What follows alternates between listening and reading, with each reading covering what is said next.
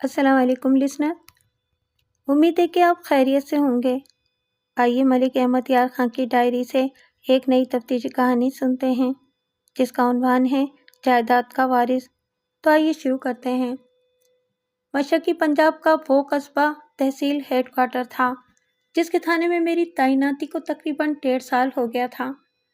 جرائم کے لحاظ سے تو قصبہ پرسکون تھا، لیکن اس کے تھانے کے تحت جو علاقہ تھا وہ سب دیہاتی تھا اور زیادہ تر گاؤں سکھوں کے تھے جو پولیس کے لیے مسلسل درد سر بنے رہتے تھے۔ ڈکیتی عام پیشہ تھا۔ اس علاقے نے ایسے ڈاکو پیدا کیے ہیں جنہیں وہاں کے لوگ آج بھی نہیں بھولے ہوں گے۔ قتل کی وارداتیں بھی کم نہیں ہوتی تھیں۔ ابھی میں آپ کو قتل کی ایک واردات کی تفتیش سنا رہا ہوں۔ یہ واردات مسلمانوں کی تھی۔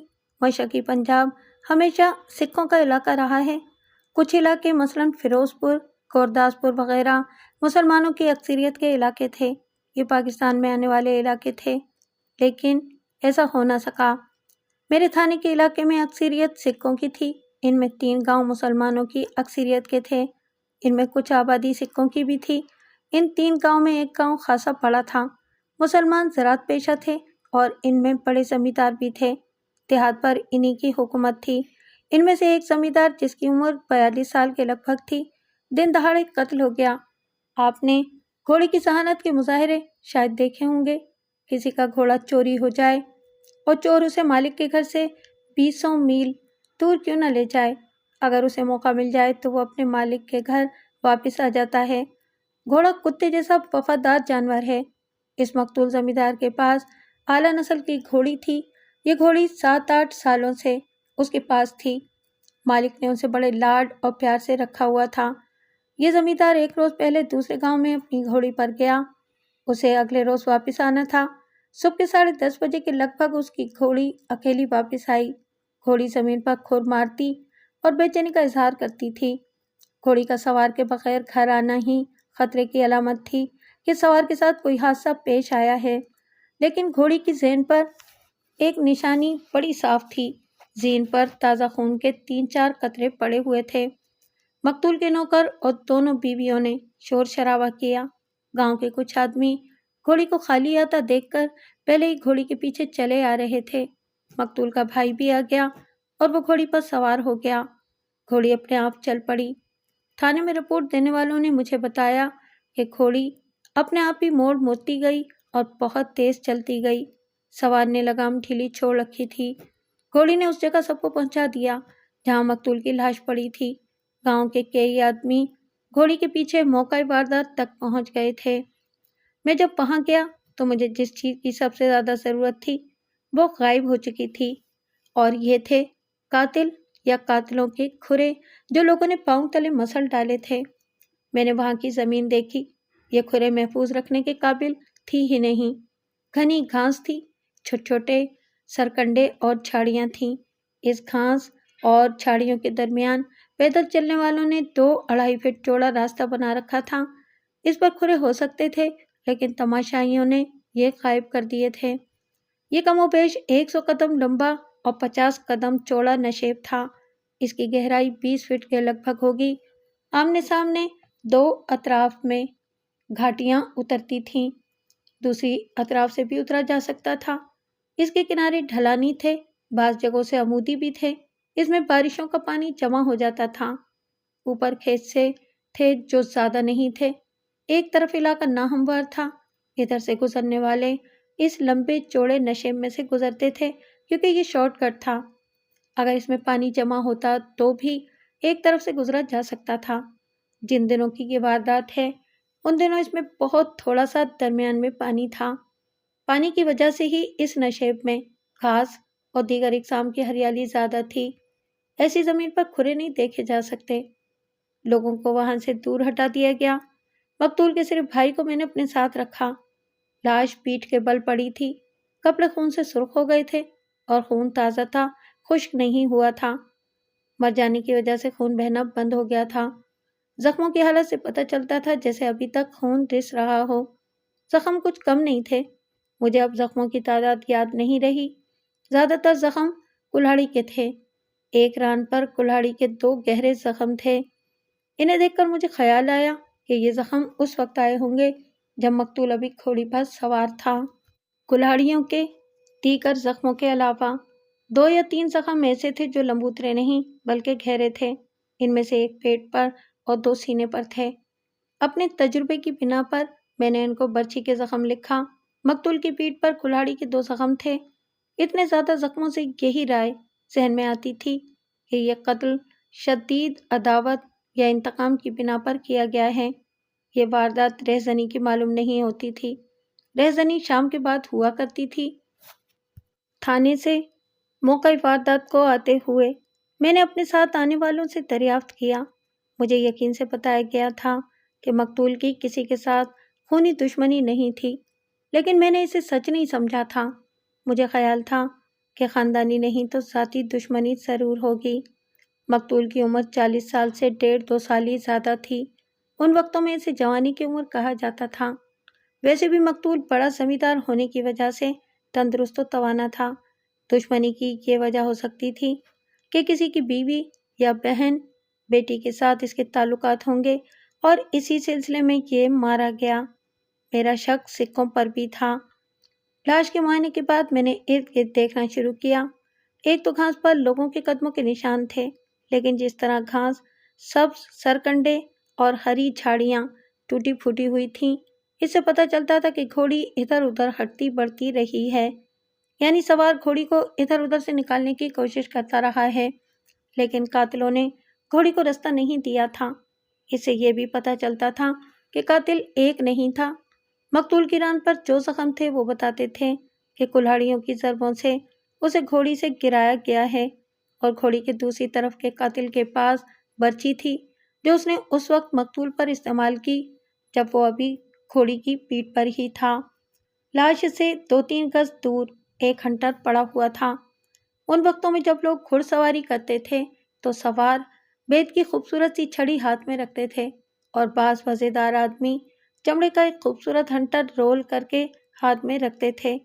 یہ ہنٹر جو عموماً 2 گز یا اس سے ذرا زیادہ لمبا ہوتا تھا، چمڑے کا بنا ہوا چمکدار ہوتا تھا۔ بیت کی چھڑی یا ہنٹر ساتھ رکھنا فیشن تھا۔ مجھے بتایا گیا کہ مقتول جب باہر نکلتا تھا تو یہ ہنٹر اپنے ہاتھ میں رکھتا تھا۔ یہ تو میں نے مقتول کے کپڑوں سے ہی اندازہ لگا لیا تھا کہ وہ شوقین آدمی تھا۔ اس نے 2 گھوڑا بوسکی کے کپڑے کی شلوار اور قمیض پہن رکھی تھی، اور سر پر پشاوری لنگی تھی جو تلے دار کلے پر بندھی ہوئی تھی اور لاش سے 3-4 گز دور پڑی تھی۔ لاش کچھ دور پڑی ہوئی ایک اور چیز مجھے ملی۔ یہ برچھی کی 3 دھاری ینی تھی جو برچھی سے ٹوٹ کر الگ ہوئی تھی۔ برچھی کی لکڑی اس کے اندر تھی، اور جو لکڑی باہر آئی ہوئی تھی وہ 4-5 انچ لمبی تھی۔ صاف پتہ چلتا تھا کہ یہ ابھی ابھی ٹوٹی ہے، جس کا ثبوت یہ تھا کہ ٹوٹا ہوا سرا ذرا سا بھی میلا نہیں تھا۔ برچھی کی ینی خون آلود تھی، جو ثبوت تھا کہ یہی ینی مقتول کے جسم میں ماری گئی تھی۔ میں نے ہنٹر اور ینی قبضے میں لے لی۔ کھوجی کھرے دیکھنے کے لیے گھاٹیوں کی طرف چلا گیا تھا، لیکن کھرے ملنے کی کوئی امید نہیں تھی۔ لوگ گھاٹیوں سے اترتے چڑھتے رہے تھے، اور یہ سلسلہ جاری بھی تھا۔ گاؤں سے چرپائی آ گئی تھی۔ لاش کو چرپائی پر ڈالا گیا اور میں نے اسے پوسٹ مارٹم کے لیے بھیج دیا۔ میں خود مقتول کے گاؤں کی طرف چل پڑا۔ موقع واردات گاؤں سے بمشکل 1 میل دور تھا۔ میں نے نمبردار کی ڈیوڑی میں ڈیرے ڈال دیے۔ سب سے پہلے نمبردار کو اپنے پاس بٹھایا۔ نمبردار اسی خاندان کا تھا۔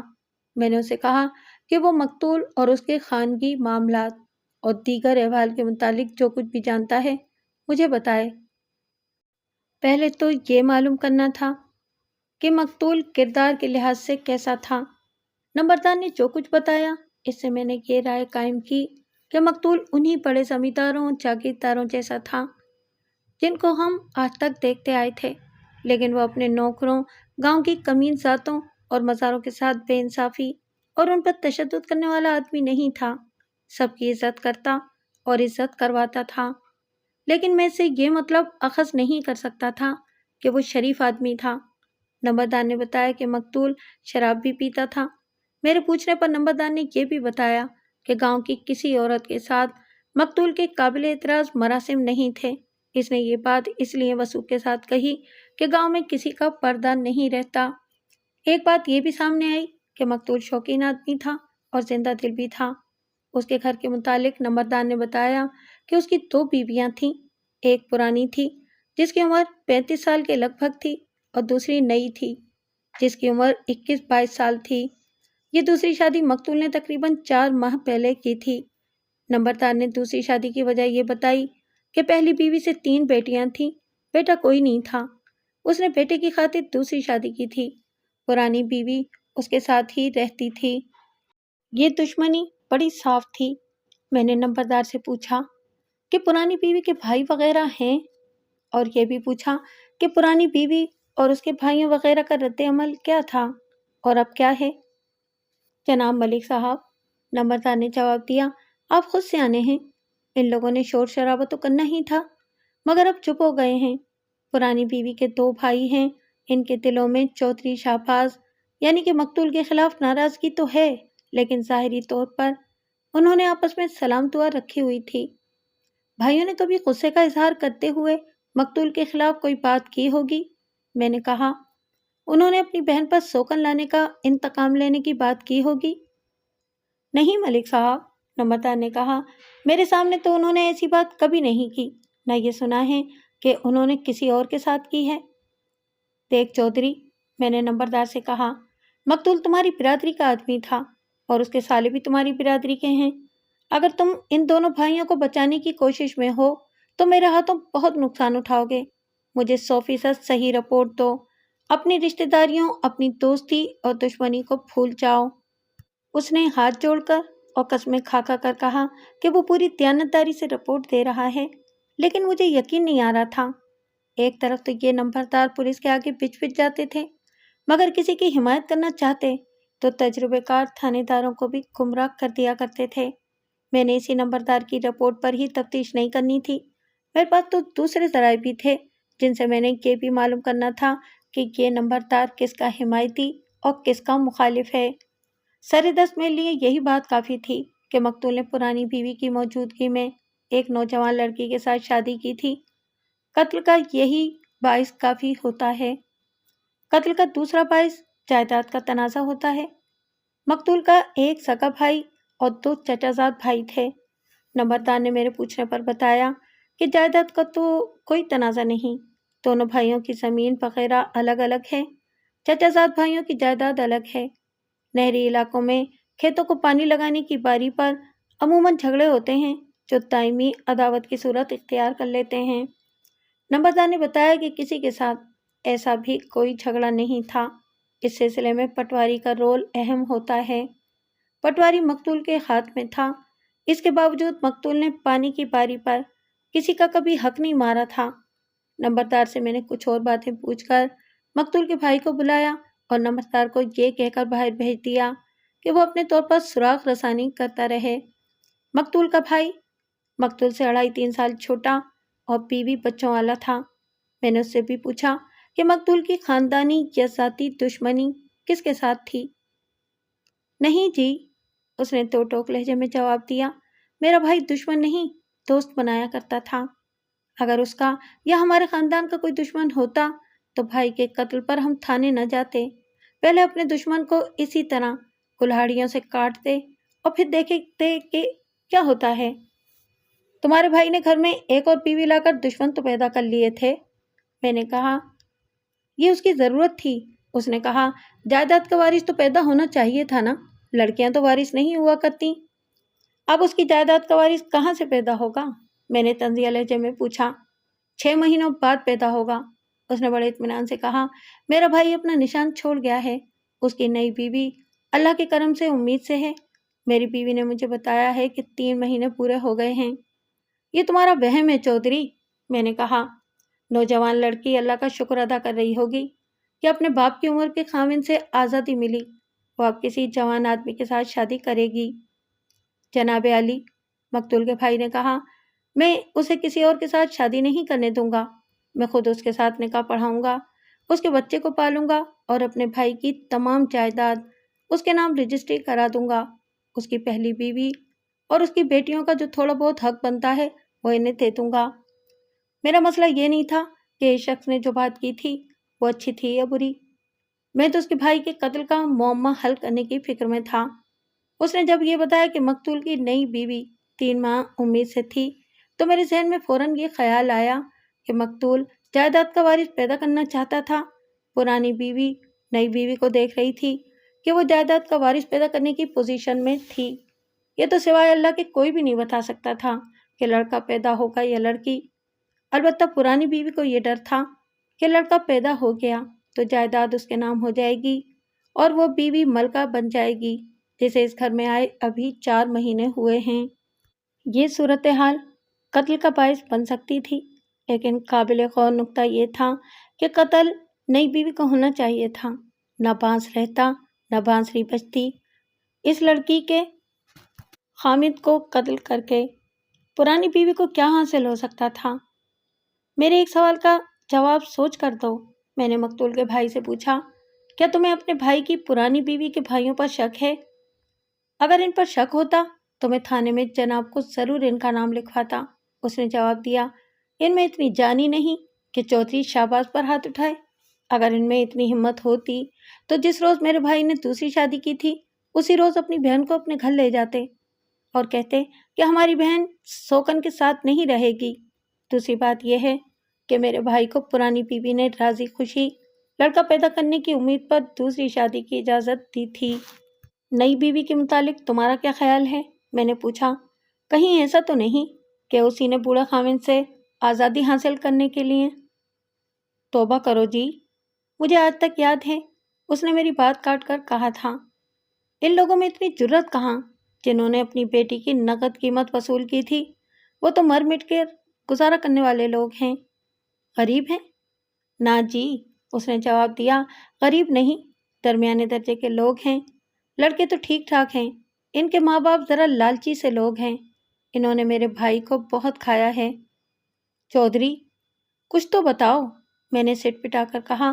قتل کی وجہ انتقامی ہے۔ کیا تم اپنے بھائی کے کسی دشمن کو نہیں جانتے؟ کیا اس نے تمہیں کبھی نہیں بتایا تھا کہ فلاں آدمی کے ساتھ اس کا کبھی لڑائی جھگڑا ہوا ہے؟ ہمارا آپس میں بہت پیار تھا، اس نے کہا۔ وہ مجھے اپنے دل کی، اپنے گھر کی ہر بات بتایا کرتا تھا۔ میں نے اس شک کو بہت کھنگالا لیکن معمولی سا بھی کوئی سراغ نہ ملا۔ مجھے یہ شک ہو رہا تھا کہ مقتول کے تعلقات کسی عورت کے ساتھ ہوں گے اور اس کا کسی کو علم نہیں ہوگا۔ عورت کے بھائیوں یا خاوند کو پتہ چل گیا ہوگا۔ یہ میں نے اپنے خفیہ ذرائع سے معلوم کرنا تھا۔ اس سے پہلے دونوں بیویوں کو دیکھنا ضروری تھا۔ مقتول کے بھائی سے کہا کہ وہ چودھری کی دونوں بیویوں کو لے آئے۔ دونوں بیویاں آ گئیں۔ پرانی بیوی کو بلایا اور اسے اپنے پاس بٹھا کر میں باہر نکلا۔ مقتول کے بھائی کو میں نے فارغ کر دیا تھا۔ اسے پھر بلایا اور باہر کھڑے کھڑے اس سے پوچھا کہ مقتول جن کے ہاں دوسرے گاؤں گیا تھا وہ کون لوگ ہیں اور کیسے ہیں؟ اچھے لوگ ہیں، اس نے جواب دیا، میرے بھائی کے پرانے دوست ہیں۔ میں نے اس سے ان لوگوں کا گاؤں وغیرہ معلوم کر کے اپنے ساتھ آئے ہوئے ہیڈ کانسٹیبل سے کہا کہ وہ اس گاؤں جا کر ان 2 آدمیوں کو اپنے ساتھ لے آئے جو مقتول کے دوست تھے۔ میں اندر گیا۔ مقتول کی پرانی بیوی میرے انتظار میں بیٹھی تھی۔ میں اسے پرانی بیوی کہہ رہا ہوں لیکن عمر کے لحاظ سے وہ پرانی نہیں تھی۔ اس کی عمر 35 سال کے لگ بھگ تھی۔ یہ جوانی کی عمر ہوتی ہے۔ ویسے بھی اس کی صحت اچھی تھی، رنگ گندمی تھا اور نقش زیادہ اچھے نہیں تھے۔ اس کی آنکھیں رو رو کر سرخ ہو گئی تھیں۔ میں نے اس کے ساتھ ہمدردی کا اظہار کیا، پھر اس سے پوچھا کہ اس کے خاوند کا قاتل کون ہو سکتا ہے؟ میں کچھ نہیں کہہ سکتی، اس نے کہا، کوئی ایسا دشمن نہیں جس کا نام لوں۔ میں کسی پر بلا وجہ شک نہیں کروں گی۔ تمہارے خاوند کی دوسری بیوی نے تو تمہیں بیوہ نہیں کر دیا؟ مجھے توقع تھی کہ وہ اپنی سوکن کے خلاف بولے گی، کہے گی کہ قتل میں اسی لڑکی کا ہاتھ ہے، لیکن اس نے تحمل سے کہا کہ اس لڑکی کا کون اتنا ہمدرد ہے جو اس کی خاطر اس کے خاوند کو قتل کر دیتا؟ کیا تمہاری یہ سوکن خاوند کے ساتھ خوش تھی؟ اس نے خوش تو ہونا ہی تھا، پرانی بیوی نے جواب دیا۔ چودھری جو اس کے ساتھ خوش تھا اس کا ہر طرح خیال رکھتا تھا۔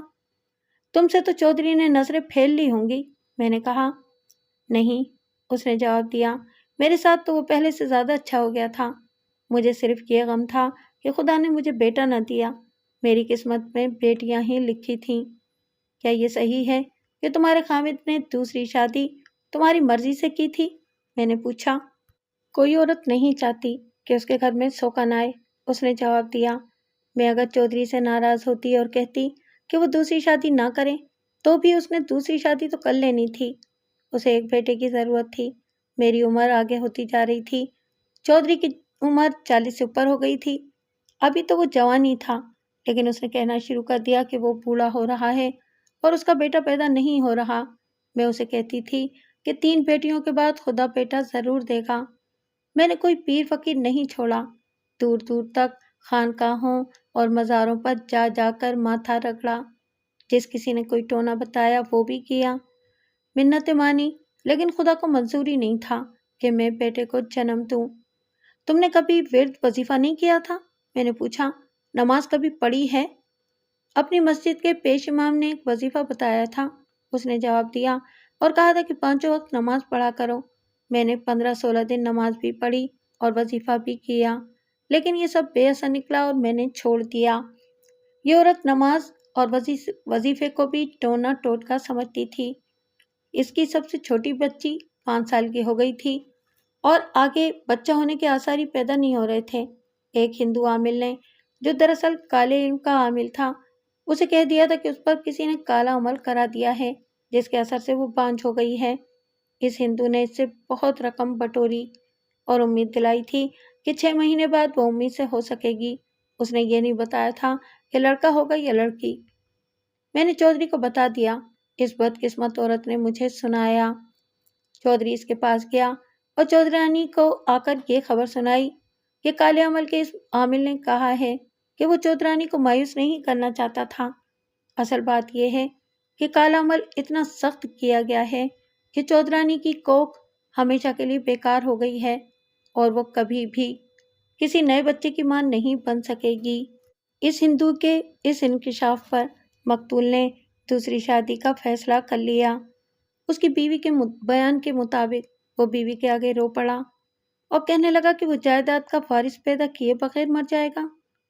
اس نے بیوی کے ساتھ وعدہ کیا کہ بیوی اگر سوکن کو دل سے قبول کر لے اور گھر میں اس کے ساتھ لڑائی جھگڑا نہ کرے تو چودھری ابھی اس کے نام اراضی کا کچھ حصہ چودھرانی کے نام رجسٹر کر دے گا۔ میرے دل میں چودھری کی جو محبت تھی، اس نے مجھے مجبور کر دیا کہ میں اس کی خواہش پوری کروں۔ مقتول کی بیوی نے کہا، وہ اچانک مر گیا ہے، لیکن میرے دل میں اس کی محبت نہیں مر سکتی۔ چودھری مجھے دل سے اور جان سے چاہتا تھا۔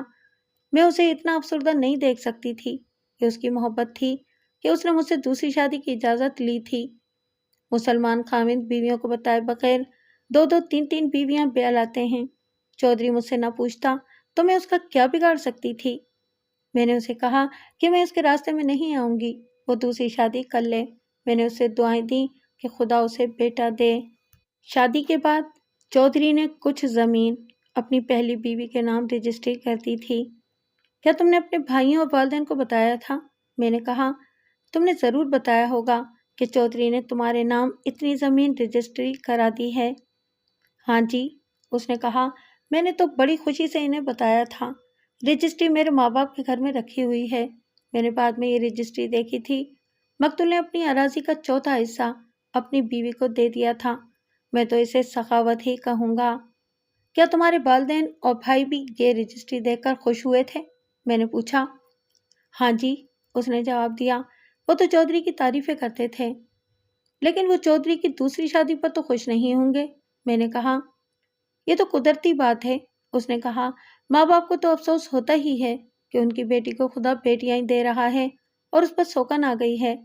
میں نے اپنے ماں باپ اور بھائیوں کو بتا دیا کہ چودھری مجھ پر زبردستی سوکن نہیں لایا، بلکہ میری مرضی سے لایا ہے۔ اور تمہارے بھائی؟ میں نے انہیں بھی سمجھا لیا تھا، اس نے جواب دیا۔ مجھے اعتراض نہیں تو انہیں کیا اعتراض ہو سکتا ہے؟ وہ اپنے بال بچوں والے ہیں۔ میں نے انہیں تسلی دے دی تھی کہ چودھری میرے ساتھ پہلے سے زیادہ ٹھیک رہتا ہے۔ اس عورت کے اس بیان سے میں پریشان ہو گیا۔ توقع تو یہ تھی کہ یہ کہے گی کہ خاوند ایک نوجوان لڑکی کے ساتھ شادی کرنا چاہتا تھا، اس لیے اس نے بہانہ یہ بنایا کہ اس نے ایک بیٹے کی امید پر شادی کی ہے۔ مجھے امید تھی کہ یہ عورت بھڑکی ہوئی ہوگی اور ہو سکتا ہے کہ یہ بھی کہہ دے کہ اس کے خاوند کو اس کی دوسری بیوی نے قتل کرایا ہے، کیونکہ وہ اتنی زیادہ عمر کے آدمی کے ساتھ خوش نہیں تھی اور اس کے باپ نے مقتول سے پیسہ لے کر بیٹی کو اس کے ساتھ زبردستی بیاہ دیا تھا، لیکن اس چودرانی نے میری امیدوں پر پانی پھیر دیا۔ میں نے مقتول کی نوجوان بیوی کی طرف رخ پھیر لیا۔ اب اپنی سوکن کی بات کرو، میں نے کہا۔ ظاہر ہے کہ گھر میں تم اس کا وجود برداشت نہیں کرتی ہوگی۔ نہ جینا، چودرانی نے میری بات پوری سنے بغیر کہا۔ میں نے اس لڑکی کو دل سے قبول کر لیا تھا۔ دل کو دکھ تو بہت پہنچا تھا، لیکن دل پر پتھر رکھ لیا۔ میں نے یہ بھی سوچ لیا تھا کہ یہ لڑکی اپنی مرضی سے میری سوکن بن کر نہیں آئی۔ اس کے ماں باپ نے چودھری کو بہت کھایا تھا۔ ان کے گھر میں تعلیم بھی ہے۔ مجھے پوری طرح تو معلوم نہیں کہ لڑکی کا رشتہ دینے کے لیے انہوں نے چودھری سے کتنی رقم لی تھی، پر یہ یقین ہے کہ انہوں نے نقد رقم لی تھی۔ مجھے یہ بھی معلوم ہے کہ لڑکی اس رشتے میں راضی نہیں تھی۔ تمہارے ساتھ اس کا سلوک کیسا رہا ہے؟ میں نے پوچھا۔ ٹھیک ٹھاک، اس نے جواب دیا۔ یہ صحیح ہے کہ میرا خامد زیادہ تر اسی کو گھر میں اپنے ساتھ رکھتا تھا، لیکن اس نے اس لڑکی کو کہہ رکھا تھا کہ گھر میں حکم بڑی چودرانی کا چلے گا۔ میں نے اسے کہا تھا کہ عزت کرنا اور عزت کروانا اور چودھری پر قبضہ کرنے کی کوشش نہ کرنا، ورنہ پچھتاؤ گی۔ میں نے پہلے دن ہی اسے یہ بات کہتی تھی۔ اس کی آنکھوں میں آنسو آ گئے اور کہنے لگی کہ اس کے ساتھ تو زبردستی ہوئی ہے، اب وہ اپنی بگڑی ہوئی قسمت کو اور نہیں بگاڑے گی۔ اس کا مطلب یہ تھا کہ وہ میرے ساتھ بگاڑ پیدا نہیں کرے گی۔ آپ کو شاید میری بات پر یقین نہ آئے، میرے دل میں اس لڑکی کی ہمدردی پیدا ہو گئی تھی۔ عورت کی مجبوری کو آپ سمجھتے ہی ہیں۔ چودھری کے دل میں اس لڑکی کی محبت تو ہوگی، لیکن وہ اس لڑکی کو بیٹے پیدا کرنے والی مشین سمجھ کر لایا تھا۔ یہ سوچ کر میں نے اس لڑکی کو سچے دل سے قبول کر لیا اور اس کے ساتھ اپنی بیٹیوں جیسا سلوک شروع کر دیا۔ لڑکی عقل والی نکلی۔ اس نے میرے اچھے سلوک کا جواب بہت اچھے سلوک سے دیا۔ ایک بات بتاؤ چودرانی، میں نے اس سے پوچھا، اس لڑکی کا کسی کے ساتھ معاشقہ تو نہیں چل رہا تھا؟ یا تم نے کبھی سنا ہو کہ یہ فلاں آدمی کو چاہتی تھی؟ وہ سوچ میں پڑ گئی۔ میں نے سنا تو تھا، اس نے کہا، ایک بڑا خوبصورت جوان ہے، 2-2.5 مہینوں سے نظر نہیں آیا۔ میری سوکن کی اس کے ساتھ بات چیت تھی، اسے آپ محبت کہہ لیں، لیکن یہ بات زیادہ مشہور نہیں۔ اگر آپ کسی طرح معلوم کر سکیں تو جھوٹ سچ کا پتہ چل جائے گا۔ میں نے اس سے اس آدمی کا نام پوچھ لیا۔ مجھے چودرانی نے بہت مایوس کیا۔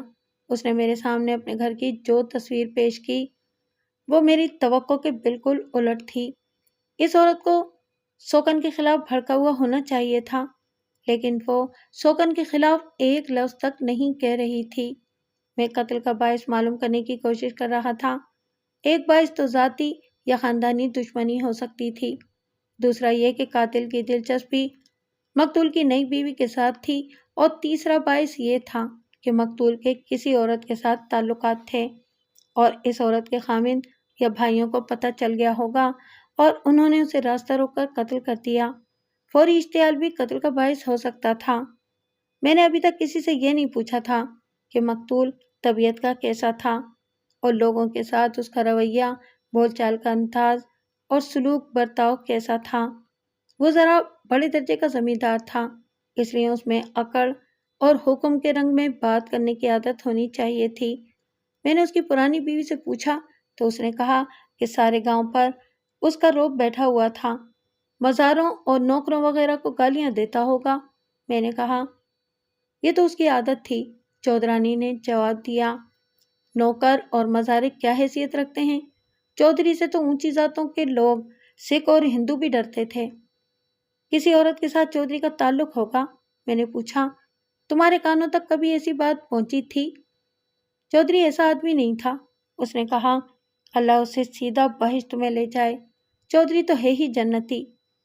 دراصل چودرانی، میں نے کہا، تم نہیں چاہتی کہ چودھری کا قاتل پکڑا جائے اور میں اسے پھانسی کے تختے پر کھڑا کروں؟ میں تو قاتل کو اپنے ہاتھوں قتل کرنا چاہتی ہوں، اس نے کہا۔ پھر مجھ سے سن لو، میں نے کہا، اس کا تعلق کسی عورت کے ساتھ تھا اور اس کے قتل کی وجہ بھی یہی ہے۔ بتاؤ وہ عورت کون ہے؟ خدا کی قسم مجھے معلوم نہیں، اس نے کہا۔ میں یہ کہہ سکتی ہوں کہ چودھری شوقین مزاج آدمی تھا، اچھی شکل و صورت دیکھ کر خوش ہوتا تھا۔ میں نے چودرانی کو اٹھا دیا اور 4 آدمیوں کو باری باری بلایا۔ ان سب سے میں نے مقتول کے کردار اور عادات وغیرہ کے متعلق پوچھا۔ ان میں ایک تو نمبردار تھا، دوسرا انعام خور اور باقی 2 اس گاؤں کے معزز آدمی تھے۔ اصل میں دونوں معزز مخبر تھے۔ ان سب نے تقریباً ایک ہی جیسے جواب دیے۔ ان سب کو ملا کر مقتول کے کردار اور شخصیت کی یہ تصویر بنی کہ وہ شوقین مزاج اور زندہ دل آدمی تھا۔ وہ خوبصورت عورت کو بڑے شوق سے دیکھتا تھا، لیکن عورتوں کا شکاری نہیں تھا۔ اپنے وقار اور رعب کو قائم رکھنے والا آدمی تھا۔ مزاروں اور نوکروں چاکروں کے لیے وہ اونچی ذات کے بڑے زمینداروں کی طرح فرعون نہیں تھا، لیکن ان پر گالی گلوچ بہت کرتا تھا۔ بہرحال مقتول بدنام آدمی نہیں تھا۔ کوئی نہیں کہہ سکتا تھا کہ اس نے کسی عورت کے ساتھ کبھی کوئی نازیبا بات یا حرکت کی ہو۔ ان میں سے 3 نے یہ متفقہ رائے دی کہ مقتول نے دوسری شادی بیٹا پیدا کرنے کے لیے ہی کی ہوگی، لیکن اسے یہ لڑکی بہت اچھی لگتی تھی۔ اس نے اس لڑکی کو خریدا تھا۔ ان چاروں نے میرا یہ شک رفع کر دیا کہ مقتول کے تعلقات کسی سکھ عورت کے ساتھ تھے۔ گاؤں کے سکھ جانگلی قسم کے تھے، نڈر اور بے وقوفی کی حد تک دلیر تھے، لیکن وہ بھی مقتول سے دبتے اور اس کی عزت کیا کرتے تھے۔ پھر مجھے یہ بتایا گیا کہ مقتول نے 3 بدمعاش آدمیوں کو اپنا غلام بنا رکھا تھا۔ ان میں 2 مسلمان تھے اور 1 سکھ۔ تینوں جوئے باز، شرابی اور بدکار تھے، واردات بھی کر گزر چکتے تھے۔ ان کی وجہ سے بھی مقتول کے آگے سب دبے دبے رہتے تھے۔ میں ان تینوں میں سے ایک کو جانتا تھا۔ اس کا نام تھانے میں رجسٹر تھا۔ وہ بستہ بے کا بدمعاش تھا۔ مجھے معزز مخبروں نے بتایا کہ ان تینوں سے مقتول کی درپردہ زندگی کی باتیں معلوم ہو سکتی ہیں۔ میں نے ان سب سے پوچھا تھا کہ مقتول کی نئی بیوی اخلاقی لحاظ سے کیسی ہے۔ چاروں نے کہا کہ اس کے اخلاق پر کوئی داغ دھبا نہیں لگا۔ مقتول کی پہلی بیوی نے ایک جوان لڑکے کا نام لے کر کہا تھا کہ اس کے ساتھ نئی بیوی کا کچھ نہ کچھ تعلق ضرور تھا۔ میں کہانی سنانے اور اصل نام چھپانے کی خاطر اس نوجوان کا نام فیروز رکھ لیتا ہوں اور لڑکی کو نسیم کہہ لیں۔ فیروز نسیم کی شادی سے پہلے نسیم کے گھر جاتا رہتا تھا۔ ایک معزز مخبر نے بتایا ان کی دور پار کی رشتہ داری بھی ہے۔ سب کہتے تھے کہ فیروز کی شادی نسیم کے ساتھ ہوگی۔ ان کی برادری میں نسیم کا رشتہ 2 گھروں نے مانگا تھا، دونوں کو جواب مل گیا تھا۔ معلوم نہیں فیروز کا رشتہ نسیم کے ساتھ کیوں نہیں ہوا تھا، شاید اس لیے کہ چودھری کی نظر بھی اسی پر تھی اور وہ اس گھر پر مہربان تھا۔ لڑکی والے رشتہ چودھری کو دینا چاہتے ہوں گے، میں نے کہا۔ پھر یہ رشتہ چودھری کو مل گیا۔ یہ بتاؤ کہ فیروز کیسا آدمی ہے؟ کیا یہ ہو سکتا ہے کہ فیروز نے چودھری کو راستے سے ہٹایا ہو؟ یہ سارا معاملہ اتنا در پردہ اور خفیہ رہا ہے کہ مجھ جیسے آدمی کو بھی بھنک نہیں ملی کہ کیا ہوتا رہا ہے اور کیا ہوا ہے۔ اس مخبر نے کہا، میں کچھ اشارے دیتا ہوں، آپ کا دماغ بہت تیز ہے ملک صاحب، خود کو ہی راستہ نکال لیں۔ فیروز میں یا اس کے خاندان میں اتنی ہمت اور جرأت نہیں کہ اس چودھری پر ہاتھ اٹھائے۔ زخمی بلی کی مثال نہیں سنی؟ میں نے کہا، شیر پر حملہ کر دیتی ہے۔ میں بتاتا ہوں ملک صاحب، اس نے کہا، 2 باتیں آپ کے غور کرنے کی ہیں۔ ایک یہ کہ 2 مہینے ہوئے فیروز گاؤں سے غائب ہے، یعنی نسیم کی شادی چودھری کے ساتھ طے ہوئی تھی تو 2 مہینوں بعد فیروز گاؤں سے لاپتہ ہو گیا۔ کوئی کہتا ہے کہ نسیم کے ساتھ اس کی محبت تھی اور اس صدمے کی وجہ سے کہیں چلا گیا ہے کہ نسیم پر کسی اور کا قبضہ ہو گیا ہے۔ یہ بھی سنا ہے کہ وہ اپنے تایا کے مربوں پر چلا گیا ہے۔ یہ مربے منٹگمری موجودہ ساہیوال کے علاقے میں ہیں۔ دوسری بات سے ایک شک پیدا ہوتا ہے کہ فیروز کا بڑا بھائی ٹینک ریجمنٹ میں دفعہ دار ہے۔ آج کل اس کی ریجمنٹ یہاں سے 9-10 میل دور جنگی مشقوں پر آئی ہے۔ وہ گزشتہ رات گھر آیا تھا اور صبح واپس گیا تھا۔ تم نے دیکھا تھا؟ دیکھا ہی نہیں، اس نے جواب دیا، مجھے تو ملا بھی تھا، وردی میں تھا۔ میں نے پوچھا کہ چھٹی آئے ہو؟ تو کہنے لگا کہ رات کو اپنے رسالدار سے کہہ کر کھسک آیا تھا، آج میری ڈیوٹی آگے جانے کی نہیں، اب واپس جا رہا ہوں۔ یہ دفعہ دار کیسا آدمی ہے؟ میں نے پوچھا۔ دلیر آدمی ہے، اس نے جواب دیا، غصے والا بھی ہے، لڑنے میں شیر ہے، دشمنوں کے سر کھول دینے والا آدمی ہے۔ اس مخبر نے دفعہ دار کے 3-4 کارنامے سنائے۔ یہ گاؤں میں لڑائیوں کے واقعات تھے۔ گاؤں اور ارد گرد کے بدمعاش بھی اس کے آگے دب جاتے تھے۔ مسئلہ یہ تھا کہ مقتول کی دفعہ دار کے ساتھ کیا دشمنی تھی۔ میں نے اس کے باپ کو بلایا۔ میں دفعہ دار کے چھوٹے بھائی فیروز کے متعلق پوچھنا چاہتا تھا کہ وہ کہاں ہیں۔ یہ پوچھنا اس لیے ضروری تھا کہ مقتول کی نوجوان بیوی کے ساتھ اس کا تعلق تھا۔ اس کا باپ آ گیا، لباس اور چال ڈھال سے معزز اور کچھ پڑھا لکھا لگتا تھا۔ اس کے چہرے پر گھبراہٹ بڑی صاف تھی۔ ایک بات غور سے سن لو چودھری، میں نے اسے بٹھا کر کہا، سچ بولنا ورنہ لمبے چکر میں پڑ جاؤ گے۔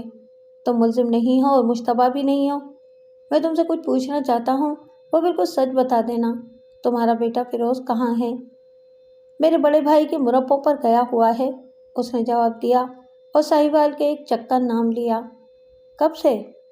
تقریباً 2 مہینے ہو گئے ہیں، اس نے جواب دیا، اور اپنے گاؤں سے 12-13 میل دور کے ایک گاؤں کا نام لے کر کہنے لگا، سنا ہے کہ 3-4 دنوں سے وہاں آیا ہوا ہے۔ وہ اس کی ماں کا گاؤں ہے۔ کس سے سنا ہے؟ میرے بڑے بیٹے نے بتایا تھا، اس نے کہا۔ بڑا بیٹا فوج میں دفعہ ہے، دونوں بھائی کہیں ملے تھے۔ میں نے اس کے بیٹے فیروز کے متعلق کئی اور باتیں کی اور اسے باتیں اگلوائیں۔ ان سے مجھے شک ہوا کہ فیروز کو گاؤں سے غائب کیا گیا ہے۔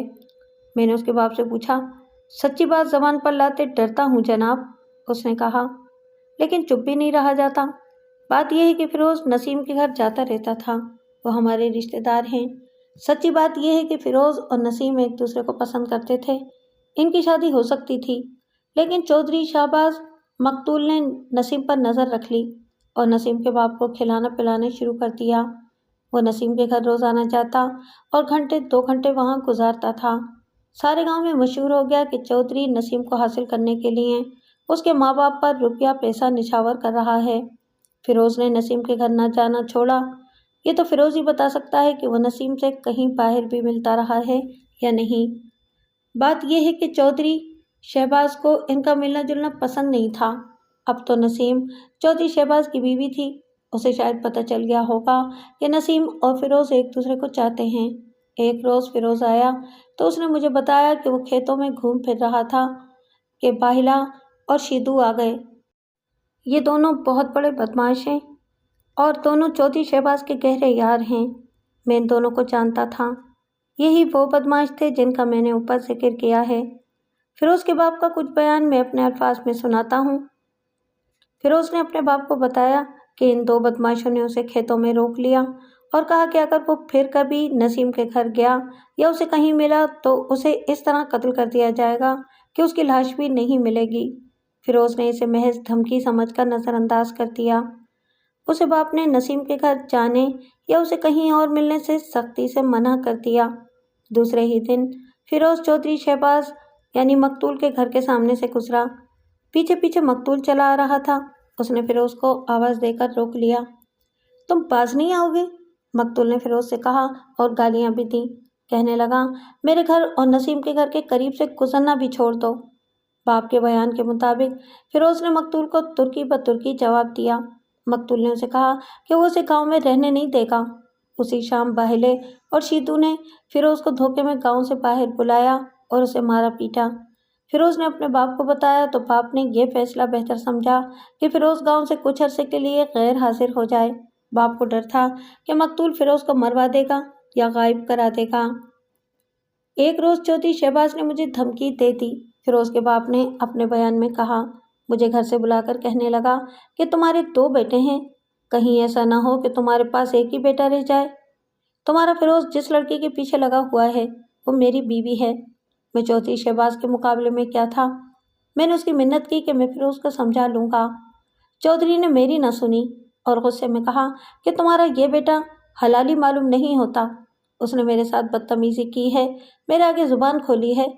جناب عالی، میں نے اس کے ساتھ بحث نہ کی، گھر جا کر اپنی بیوی کو بتایا اور ہم دونوں نے فیروز کو اگلے ہی روز اس کے تایا کے مربوں پر بھیج دیا اور اسے کہا کہ تایا کو بتا دے کہ اسے کیوں بھیجا جا رہا ہے۔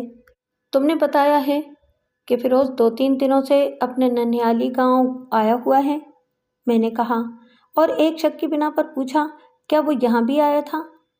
وہ فوراً جواب دینے کی بجائے ادھر ادھر دیکھنے لگا۔ میرا شک پختہ ہو گیا۔ جھوٹ بولنے کی نہ سوچنا، میں نے کہا، وہ یہاں آیا تھا، رات کو آیا اور صبح ہونے سے پہلے چلا گیا تھا۔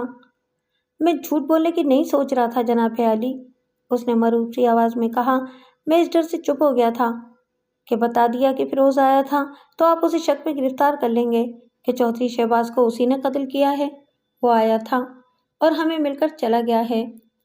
रात को वो आया, मैंने कहा, और उसी रात को ही तुम्हारा बड़ा बेटा भी आ गया जो फौज में दफादार है। सुबह होने से पहले फिरोज गया और सुबह होने के बाद उसका बड़ा भाई गया। उसके चेहरे का रंग पीला पड़ गया। रात आधी से कुछ ज्यादा गुजर गई थी। लालटेन की रोशनी में मुझे उसके चेहरे का बदलता हुआ रंग इस तरह नजर आया जैसे इस शख्स के जिस्म से खून खत्म हो रहा हो। मकतूल इन दोनों भाइयों के जाने के बाद कत्ल हुआ था। मैंने इनके बाप को मजीद परेशानी से बचाने के लिए उसे तसल्ली दी कि वो घबराए नहीं। तुम्हारे बेटों पर शक नहीं हो सकता, मैंने आखिर में उसे कहा।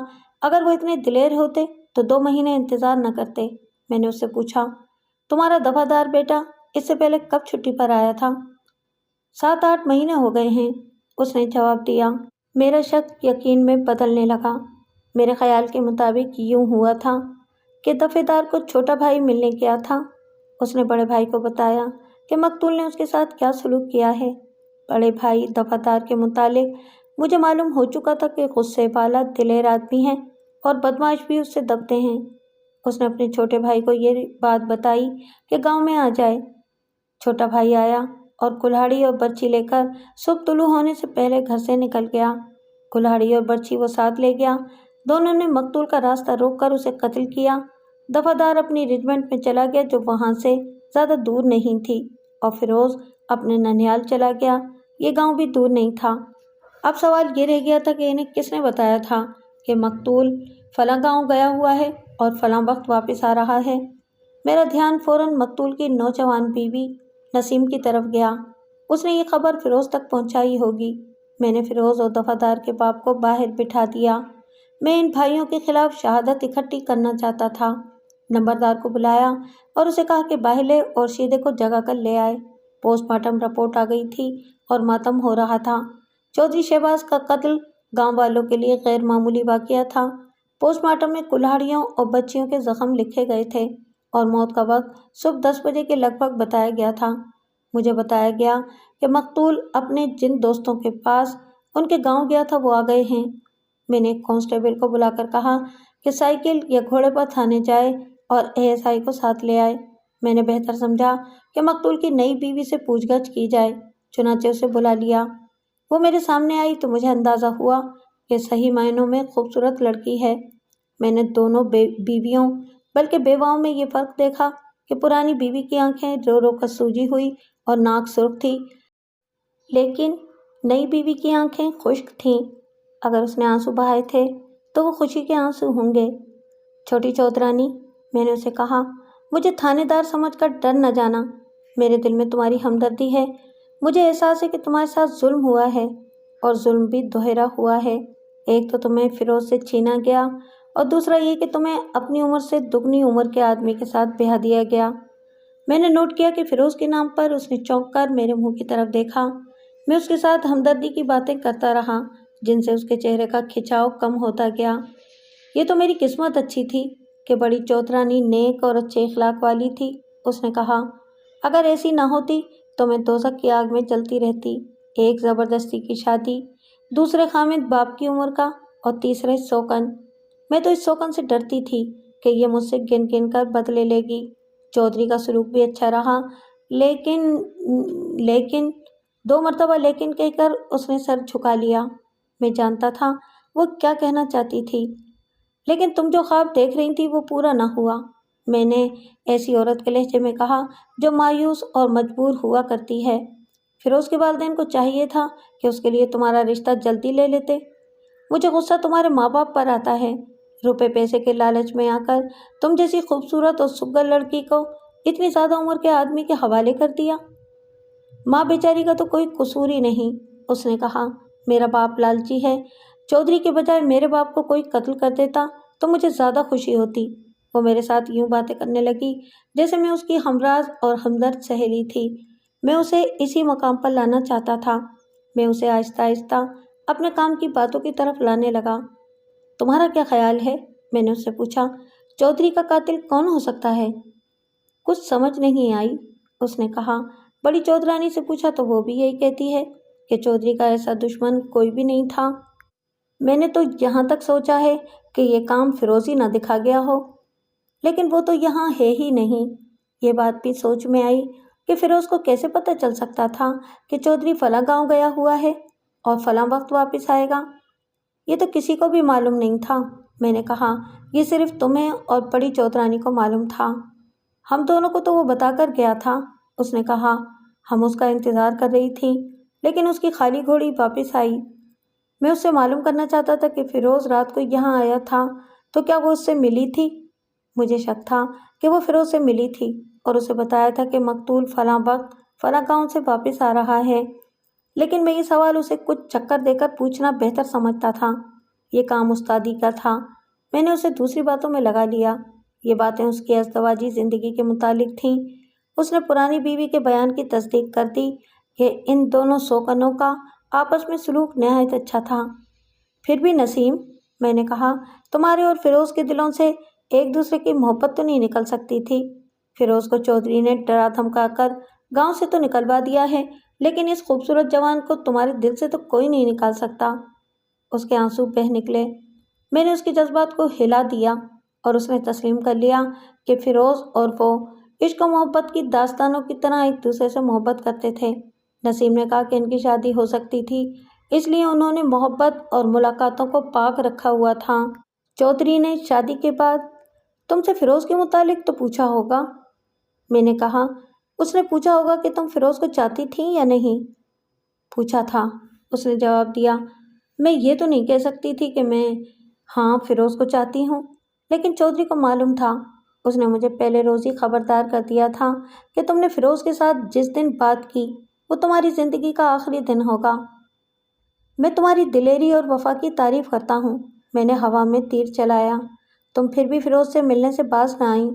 محبت ہو تو ایسی ہو۔ فیروز کل رات گھر آیا تھا اور تم اس کے گھر پہنچ گئیں۔ یہ میرا شک تھا، لیکن میں نے اسے ایسے انداز سے کہا جیسے مجھے یقین ہو۔ ہوا میں چلایا ہوا میرا تیر ضائع نہ گیا۔ آپ کو کس نے بتایا ہے؟ نسیم نے پوچھا۔ میں تمہیں اور تمہارے متعلق ایسی باتیں بتا سکتا ہوں جو تم اپنے آپ سے بھی چھپاتی پھرتی ہو۔ میں نے کہا، میں کسی کو بتاؤں گا نہیں۔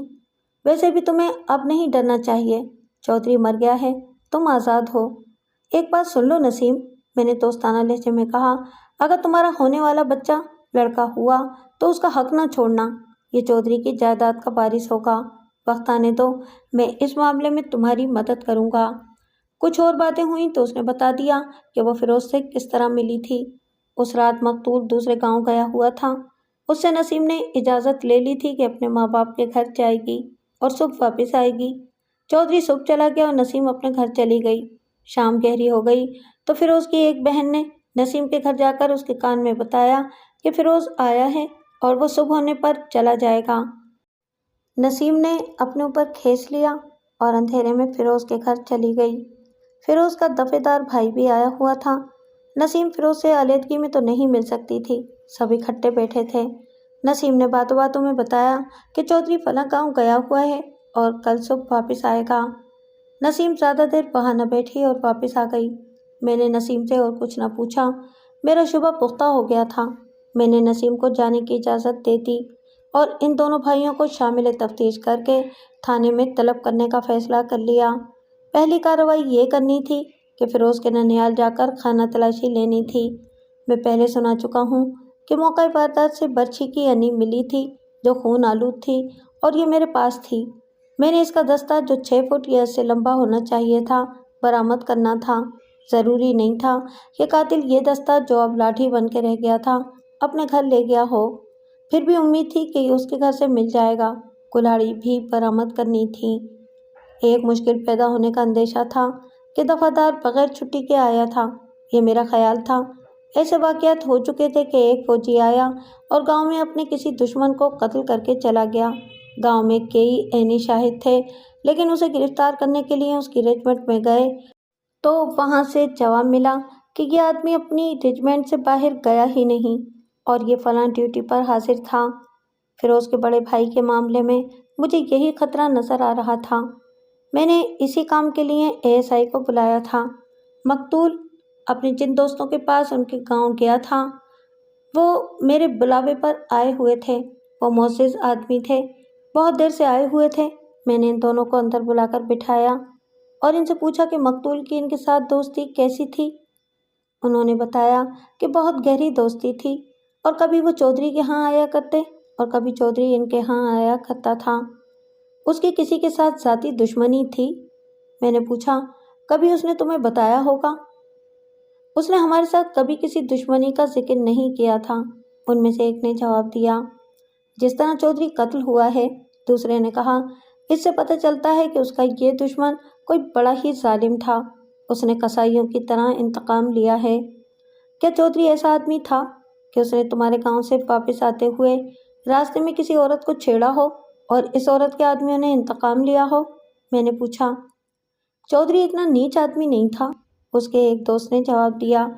انہیں اس مزارے کی بات بتا دیتے ہیں، دوسرے نے کہا۔ بتا دو، پہلے نے کہا۔ یہ کوئی دشمنی والی بات نہیں۔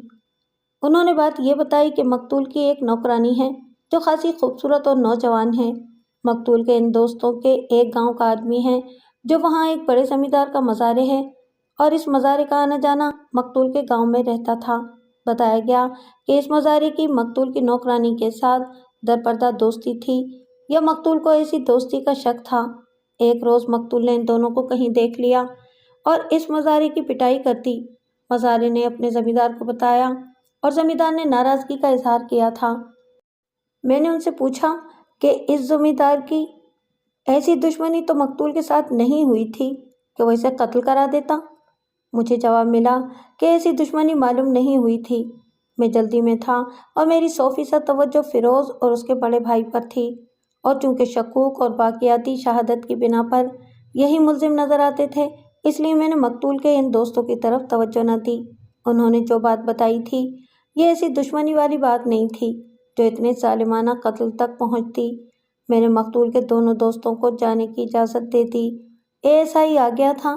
میں نے اسے سارا کیس سمجھایا اور بتایا کہ فلاں نمبر ٹینک رجمنٹ کا ایک دفعہ ہے، اسے شامل تفتیش کرنا ہے۔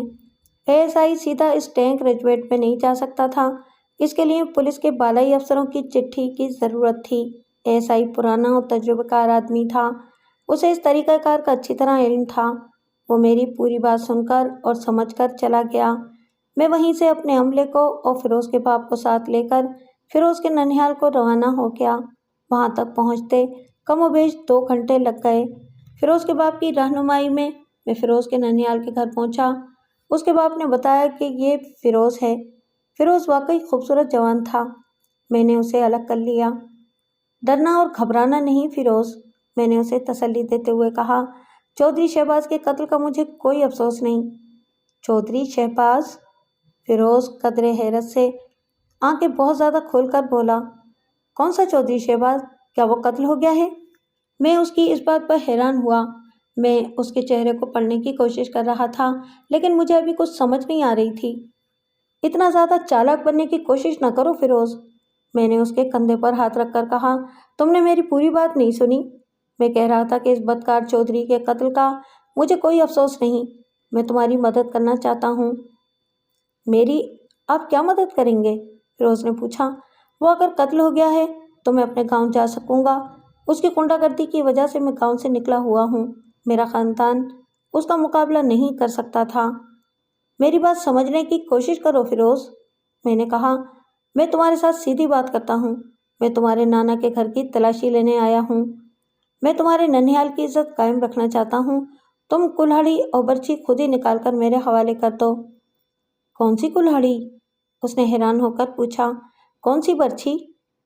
معلوم ہوتا ہے کہ چودھری خود تو قتل ہو گیا ہے لیکن اپنے پچھلوں کو میرے پیچھے ڈال گیا ہے۔ یہ جوان آدمی خاصا ذہین معلوم ہوتا تھا، اب دیکھنا یہ تھا کہ یہ چالاک اور ہوشیار بھی ہے یا نہیں۔ میں نے خانہ تلاشی سے پہلے اس سے پوچھ گچھ بہتر سمجھی۔ اس سے پوچھا کہ وہ قتل سے 1 رات پہلے گاؤں گیا تھا۔ اس نے بلا جھجک جواب دیا کہ وہ گیا تھا۔ اپنے گاؤں جانے کی مجھ پر سرکاری پابندی تو نہیں، اس نے کہا۔ پابندی صرف یہ ہے کہ میں چودھری شہباز کے ڈر سے گاؤں نہیں جاتا۔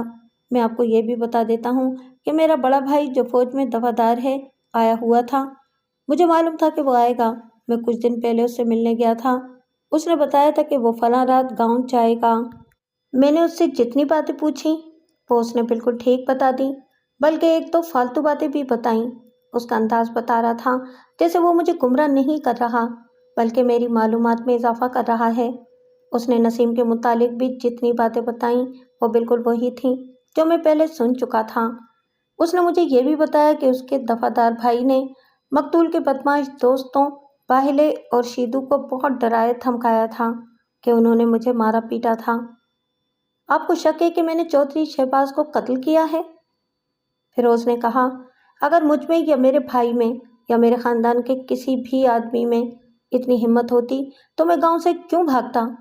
مجھے میرے بڑے بھائی نے کہا ہے کہ میں کچھ دن اور اپنے گاؤں سے دور رہوں، اور میرا بڑا بھائی جو فوج میں ہے اپنے کمانڈنگ آفیسر کو چودھری شہباز کے خلاف درخواست دے گا کہ وہ ہمارے خاندان کو خود بھی تنگ کرتا ہے اور اپنے پالے ہوئے بدماشوں کے ذریعے بھی تنگ کرواتا ہے۔ میں نے اپنی استادی، تجربے اور ٹریننگ کو پوری طرح استعمال کیا، لیکن فیروز پر میری کوئی بھی چال کارگر نہ ہوئی۔ میں نے خانہ تلاشی لی، یہ کاشتکاروں کا گھر تھا، اس لیے وہاں کلاڑیاں بھی تھیں، لیکن مجھے اپنے مطلب کی کوئی چیز نہ ملی۔ کیا آپ چودھری شہباز کو شریف آدمی سمجھتے تھے؟ فیروز نے کہا، اس نے تو اپنی نوکرانی کو بے نکاحی بیوی بنا کر رکھا ہوا تھا، یہ کوئی راز نہیں۔ چودھری کی پہلی بیوی کو بھی معلوم ہے اور دوسری کو بھی۔ میں فیروز کو ساتھ لے کر وہاں سے چل پڑا اور مقتول کے گاؤں چلا گیا۔ فیروز نے کچھ ایسی باتیں بتائی تھیں جن کی تصدیق میں گاؤں میں بیٹھ کر کرنا بہتر سمجھتا تھا۔ نمبردار نے اپنی ڈیوڑی میں میرے بیٹھنے کا انتظام کر دیا تھا۔ میں نے سب سے پہلے باہلے اور شیدے کو بلایا۔ باہلا بستہ بے کا رجسٹرڈ بدمعاش تھا۔ ایسے رجسٹرڈ بدمعاش پولیس کو خوش کرنے کے لیے ہر جائز اور ناجائز کوشش کرتے ہیں تاکہ ان کے نام بستہ بے سے کٹ جائیں۔ میں نے باہلے کو اپنے پاس بٹھایا اور اس کے متعلق تفتیش میں جو باتیں میرے سامنے آئی تھیں وہ اس کے آگے رکھیں اور کہا کہ وہ بالکل سچ بتائے۔ اس نے ان تمام باتوں کی تصدیق کر دی اور اس نے تسلیم کیا کہ اسے شیدے اور ایک سکھ بدمعاش کو چودھری کھلاتا پلاتا رہتا اور پیسے بھی دیتا تھا۔ اس نے یہ بھی بتایا کہ فیروز کے بڑے بھائی نے ان تینوں کو بہت ڈرایا دھمکایا تھا، لیکن یہ تینوں اس سے ڈرنے والے نہیں تھے۔ میں نے شیدے کو بھی اندر بلا لیا اور نمبردار کو بلا کر کہا کہ ان کے تیسرے ساتھی کو بھی بلا لائے۔ کچھ دیر بعد تیسرا ساتھی بھی آ گیا۔ مجھے اندازہ تھا کہ مقتول کی پرائیویٹ زندگی کے متعلق یہ تینوں سب کچھ جانتے ہوں گے۔ تم تینوں ملزم نہیں ہو؟ میں نے تینوں کو اکٹھے بٹھا کر کہا، تم جانتے ہو کہ میں چودھری کے قتل کی تفتیش کر رہا ہوں۔ اسے کسی دشمن نے قتل کیا ہے۔ سب کہتے ہیں کہ اس کا کوئی دشمن نہیں تھا، وہ تمہارا یار تھا۔ تم جانتے ہوگے کہ ذاتی طور پر اس کا کوئی دشمن تھا۔ اگر تم نہیں بتا سکتے تو میں سمجھوں گا کہ تم تینوں ہی اس کے دشمن ہو۔ کسی وجہ سے تمہارے ساتھ دشمنی ہو گئی اور تم نے اسے قتل کر دیا۔ ہماری چودھری کے ساتھ کوئی دشمنی نہیں تھی جناب، باہلے نے کہا۔ ہمارا تو وہ روزی رساں تھا، ہمارے سروں پر ہاتھ رکھتا تھا۔ میں آپ کو ایک بات بتاتا ہوں جو میرے ان دوستوں کو بھی معلوم ہے، اس گاؤں میں چودھری شہباز کا کوئی دشمن نہیں تھا۔ اگر کوئی تھا تو دشمنی اتنی سخت نہیں تھی کہ اسے اس طرح قتل کیا جاتا۔ دفعہ اور اس کے بھائی فیروز کے متعلق تمہارا کیا خیال ہے؟ میں نے پوچھا۔ او نہیں بادشاہ ہو، مجھے آج تک یاد ہے، یہ باہلے کا جواب تھا۔ شیدہ اور خوشیہ، ان کا سکھ ساتھی تنزیہ ہنس پڑے۔ ان میں اتنا دم ہوتا تو فیروز گاؤں سے نہ بھاگتا، شیدے نے کہا۔ 2 مہینے سے اوپر دن ہو گئے ہیں فیروزے کو گاؤں سے نکلے ہوئے، خوشیہ بولا۔ اس نے اپنے بھائی کے ساتھ مل کر اپنی بے عزتی کا انتقام لینا ہوتا تو 2 مہینے انتظار نہ کرتا۔ سنا ہے کہ دفعہ نے تمہیں ڈرایا دھمکایا تھا، میں نے کہا۔ آپ نے ٹھیک سنا ہے، باہلے نے کہا، لیکن آپ نے یہ نہیں سنا ہوگا کہ ہم نے اسے کیا جواب دیا تھا۔ وہ بدلہ لینے والا ہوتا تو ہم سے لے لیتا، اس کے بھائی کو تو ہم نے مارا پیٹا تھا۔ یقین کریں کہ پہلے تو اس نے ہم پر غصہ جھاڑا، جب ہم نے اسے غصے کا جواب غصے سے دیا اور کہا کہ چودھری کے ساتھ بات کرو تو وہ ڈھیلا پڑ گیا اور منتیں کرنے لگا کہ فیروز گاؤں میں واپس آ جائے تو چودھری اسے کچھ نہ کہے۔ ہم نے اسے کہا کہ فیروز پکا وعدہ کرے کہ وہ چودھری کی نئی بیوی کی طرف دیکھے گا بھی نہیں تو چودھری اسے کچھ نہیں کہے گا اور اس کی عزت بھی کرے گا۔ اس نے کہا کہ وہ فیروز کو سمجھا دے گا۔ یہ سن کر بھی دفعہ اور فیروز پر میرا شک قائم رہا، وہ اس لیے کہ دفعہ چالاک آدمی ہوگا۔ اس نے یہ تاثر دینے کے لیے کہ وہ مقتول سے ڈرتا ہے उसने इन बदमाशों के आगे मिन्नत समाजत की होगी कि चौधरी उसके भाई को गांव में आने की इजाज़त दे दे। बहरहाल मैंने बाहेले से कहा कि वो जो बात मुझे सुनाने लगा था वो सुनाए। मैं चौधरी के एक दुश्मन की निशानदही करने लगा था। बाहेले ने कहा, मैं आपको सारी बात सुना देता हूँ, आप खुद सोच लें कि ये दुश्मनी वाली बात बनती है या नहीं। चौधरी की एक नौकरानी है जिसकी उम्र 18-19 साल है। ये 6-7 साल की थी कि उसका बाप मर गया। वो चौधरी के मवेशियों को संभालता था। बच्ची की माँ अच्छी शक्ल वाली थी। बच्ची 10-12 साल की हुई तो उसकी माँ भी मर गई। बच्ची अकेली रह गई। चौधरी ने बच्ची को अपने घर ही रखा। अच्छा खाने और पहनने को मिला तो बच्ची का रंग रूप निखर आया। नक्श माँ की तरह अच्छे थे। आपने देखा है कि चौधरी की पुरानी बीवी की शक्ल सूरत ऐसी वैसी ही है। बच्ची जवान हुई तो बहुत खूबसूरत निकली। चौधरी ने इसे इस तरह दरपर्दा बेनिकाही बीवी यादाश्ता बना लिया कि हम तीनों के सिवा किसी को ये राज मालूम नहीं। चौधरी की पुरानी बीवी को भी मालूम नहीं। चौधरी जिस गांव से वापस आता मारा गया है, वहाँ के एक जवान मज़ारे के करीबी रिश्तेदार हमारे गांव में रहते हैं। वो बड़ा खूबसूरत जवान है। कबड्डी में उसने बड़ा नाम पैदा किया है। खुदा ने उसे आवाज़ इतनी सुरीली दी है कि गाता है तो राह चलते लोग रुक जाते हैं। वो हमारे गांव में आता रहता था। चौधरी की नौकरानी की उसके साथ कहीं मुलाकात हो गई। इनका प्यार मोहब्बत वाला मामला चल पड़ा। एक रोज़ चौधरी ने हम तीनों को घर बुलाकर कहा कि वो खेतों की तरफ गया तो उसने अपनी नौकरानी को इस मज़ारे के साथ देख लिया। उसने अपनी नौकरानी को वहीं मारा पीटा और 2-3 थप्पड़ मज़ारे को भी लगाए। वो मज़ारे था इसलिए उसने थप्पड़ खा लिए, वरना चौधरी को वो क्या समझता था, हड्डी पसली एक कर देता। घर आकर चौधरी ने नौकरानी को और ज़्यादा मारा पीटा। चौधरी ने हमें कहा कि ये मज़ारे कभी इस गांव में आए तो इसे मार पीट कर गाँव से निकाल दो। हम इसे अच्छी तरह जानते थे। वो तीसरे चौथे दिन खुशियों को गाँव में नजर आ गया। खुशी ने मुझे बताया। हम दोनों ने उसे कहा कि उसकी खैरियत इसी में है कि गांव से फौरन निकल जाए, ये चौधरी शहबाज का हुक्म है। मज़ारे ने कहा कि वो अपने रिश्तेदारों के घर आया है और इन्हें मिलकर वापस जा रहा है। मैंने उसे कहा कि वो आइंदा इस गांव में ना आए। उसने मुस्कुराकर कहा कि मैं तो इस गांव में आता ही रहूँगा। तुम्हारा चौधरी इस गांव से हमेशा के लिए चला जाएगा। उसने गुल्ली को मारा पीटा है, इसकी उसे कीमत देनी ही पड़ेगी। ये कब की बात है? मैंने पूछा। कत्ल के दिन से 4 या 5 रोज़ पहले की, बाहेले ने जवाब दिया। चौधरी कत्ल से 1 रोज़ पहले उसी गांव को चल पड़ा। वहाँ उसके 2 दोस्त हैं। मैंने और शीदे ने उसे कहा कि वो ज़रा होशियार होके जाए। चौधरी ने हंसकर कहा कि इन नीच जातों की क्या मजाल है कि हमारे सामने आंख भी उठा सकें। मैंने इस मज़ार के मुतालिक इन तीनों से तबादला ख्यालात किया। इनकी राय ये थी कि ये मज़ारे मिजाज का बड़ा तेज़ है और ये अपने आप को नीच जात नहीं समझता। मैं इस घर के किसी ऐसे आदमी से मिलना चाहता हूँ जो ज़रा अक्ल वाला हो। मैंने कहा, मेरा मतलब उस घर से है जहाँ वो आया करता है। हाँ हुजूर, खुशिया बोला, मैं आपके मतलब का आदमी ले आऊँगा।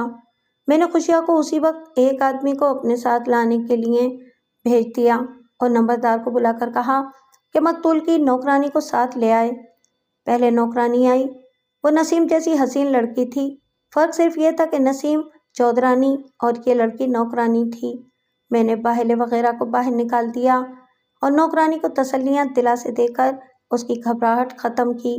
फिर उससे पूछा कि मकतूल के साथ उसके ताल्लुकात कैसे थे। मैंने उसे यकीन दिलाया कि उस पर कोई इल्ज़ाम नहीं। और मैं तुम्हें एक और बात बता देता हूँ गुल्ली, मैंने उसे प्यार से कहा, मैं जानता हूँ कि तुम किसे चाहती हो। चौधरी ने उसका इस गांव में आना बंद कर दिया था। अब न डरो, अब तुम आज़ाद हो। मैं खुद तुम्हारी शादी इस आदमी के साथ कराऊंगा। अल्लाह आपका भला करे, उसने कहा। आप नंबरदार से कहते हैं वो ये काम करा देगा। वो खुश हो गई, जिससे मेरा काम आसान हो गया। उसने बिला झिझक तस्लीम कर लिया कि मकतूल ने उसे लड़कपन में ही दाश्ता बना लिया था और वो उसके साथ इतने ज़्यादा प्यार और इतनी ज़्यादा शफ़क़त से पेश आता था कि वो बेचारी अपने माँ बाप को भूल गई।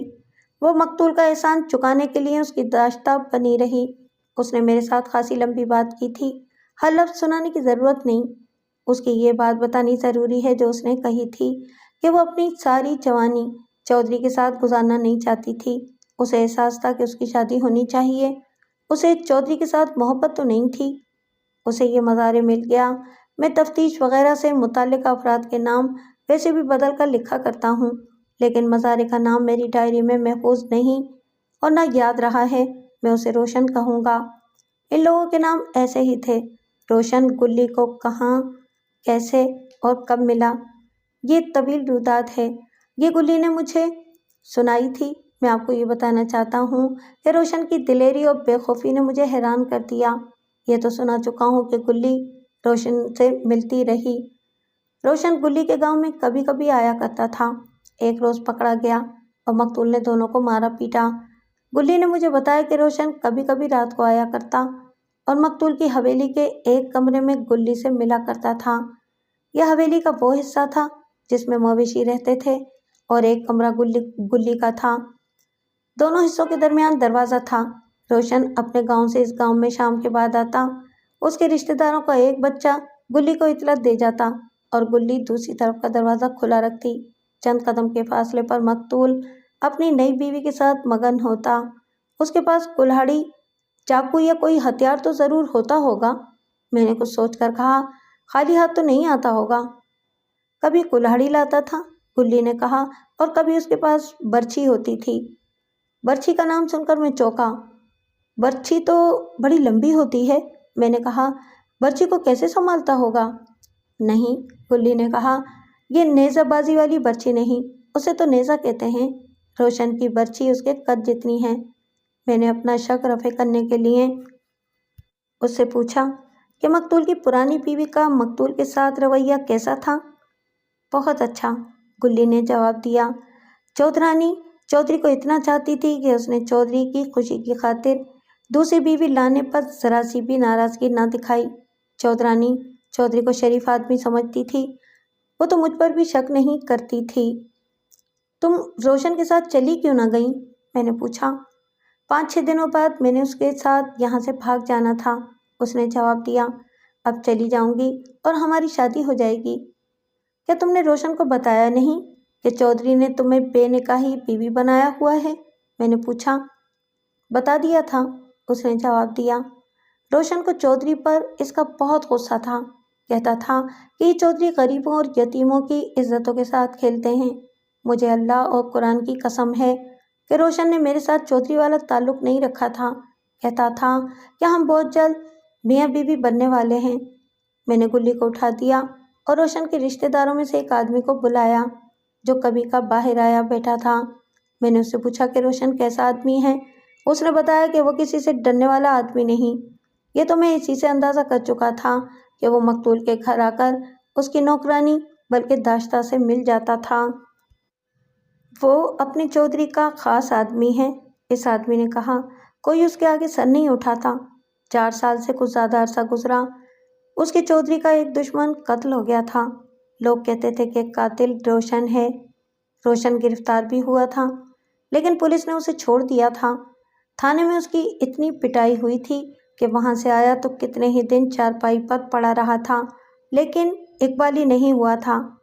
سنا ہے کہ اپنے قد جتنی لمبی برچھی ہاتھ میں رکھتا ہے، میں نے کہا۔ کبھی کلاڑی اور کبھی برچھی، اس کے رشتہ دار نے جواب دیا۔ مختصر یہ کہ اس آدمی سے مجھے ایسے اشارے ملے جن سے میں نے تفتیش کا رخ پھیر دیا۔ یہ شخص روشن قتل کرنے کی صلاحیت اور ہمت رکھتا تھا۔ وہ جس گاؤں کا رہنے والا تھا وہ گاؤں دوسرے تھانے کے تحت آتا تھا۔ میں روشن کو تھانے طلب کر سکتا تھا، لیکن اس کی برچھی دیکھنی ضروری تھی۔ یہاں چھاپے کی ضرورت تھی۔ میں اسی وقت اس گاؤں کو روانہ ہو گیا۔